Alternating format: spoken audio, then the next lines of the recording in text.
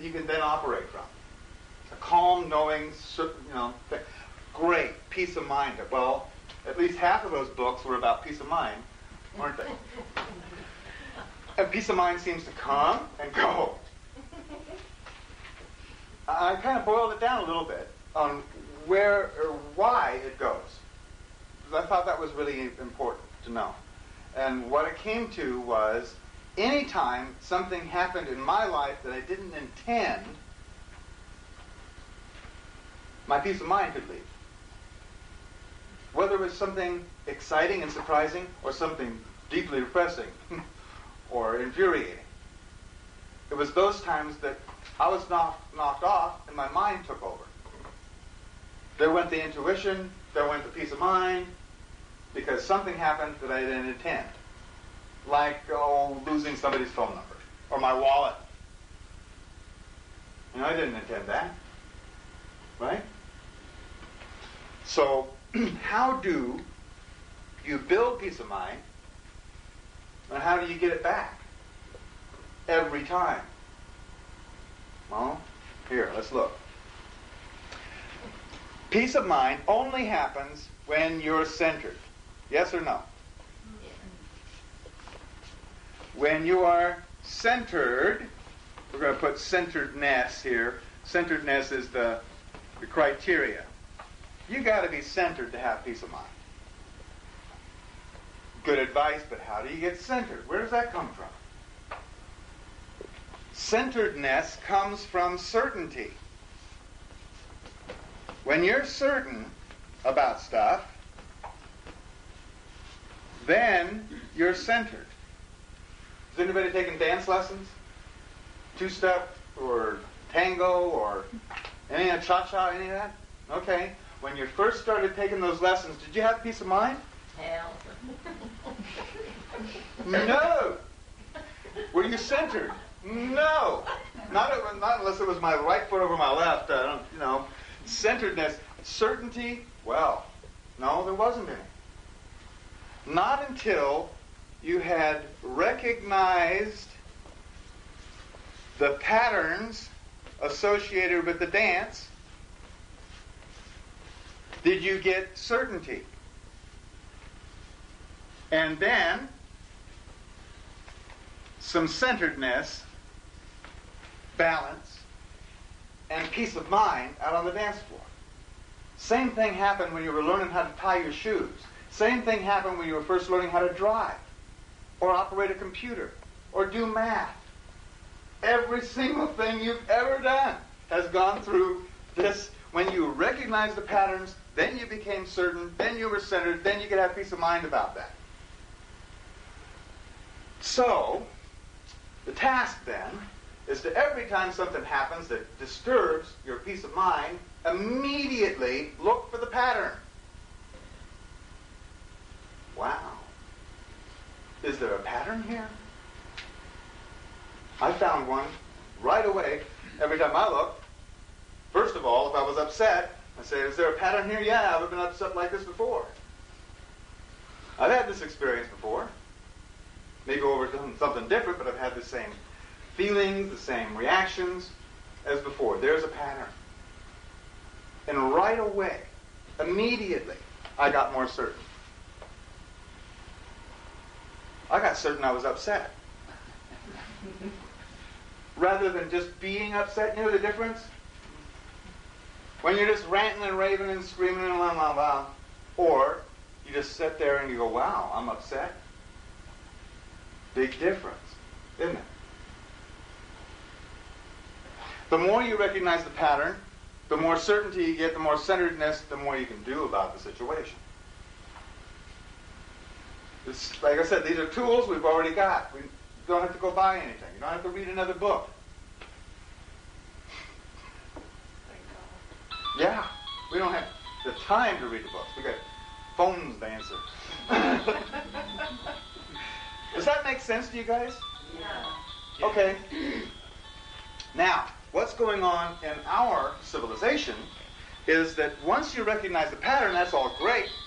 Then we do this. We repeat the pattern. repeating the pattern is kind of comfortable, you know? It's familiar. We repeat the pattern, and then we repeat the pattern again. Now, this isn't only just done on our part, it's done by our societies. We repeat the pattern, and repeat it, and repeat it, and repeat it, and repeat it, and repeat it, and... Do you know what happens when you do that? Hypnotism. This is without recognizing that there's a pattern.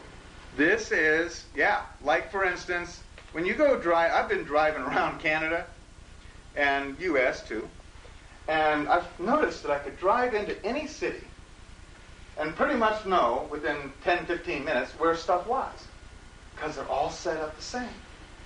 There's zoning laws, you know. Well, all the industry is going to be over here on this side, out of town. All the major shopping is going to be right over in here somewhere. And then when you get to the shopping center, it's a McDonald's and a Wendy's and a Burger King next to a Home Depot, which is next to a Radio Shack, and it's boom, boom, boom, like a pattern, like a formula. You understand how many formulas and patterns we have that we're living in? It's pattern, pattern, pattern, pattern, repeated, repeated, repeated. From when you first started going to school, oh, even before that, with television. Repeated, repeated, repeated, repeated. More and more and more, which lays in hypnotism. Now, how do you break out of that? How do you break out of a hypnotic state? You do something different. That's how you do it. You make a novel thought or action is how you do it. And you wake right up out of this. Like on vacations. How many people are taking vacation? Pretty much everybody. Okay, did you feel different? Did you feel more alive? You know, like food tasted better? You know? Why was that? Because you were spending more money? No, it's because you were doing something different. Now, the camera's on me, not on anybody else. How many people in this room have driven to their place of work or home, and then as you're sitting there, you realize you don't remember driving home or to work? That's hypnotism. Okay? We're going to take just a short break for the tape, and then we'll be right back to this. It's just like 3 minutes, just long enough for him to get that tape. Okay, now, just before the break we were talking about hypnotism. And this hypnotism is being done on purpose to the whole world population. You understand that the kings of Babylonia very well understood the whole principle of hypnotism. So kings and rulers have had some 5,000 years to practice on how to hypnotize people. And why would they want them to be hypnotized? Because there, when a person is hypnotized, they are being created. Up at the top, see, we're creating. But down here, we're being created. Created as what? Well, created as Christians, or Catholics, or Americans, or Russians, or Britney Spears wannabes, or Howard Hughes wannabes. Being created into consumers. Being created into identities that can be then steered. And that's basically what's going on in our civilization. You know, I was up in Canada, and I asked people about vacations. In Canada, people take at least 3 weeks a year vacation. French, 3 months in France, you're right. Other countries. Do you know, well, have you seen the commercial on television? Just recently, there's this good-looking corporate guy sitting there, and he says, "Thanks, your time is our money. Thanks to you, less than 25% of Americans take vacation. On average, the working stiff takes 6 days a year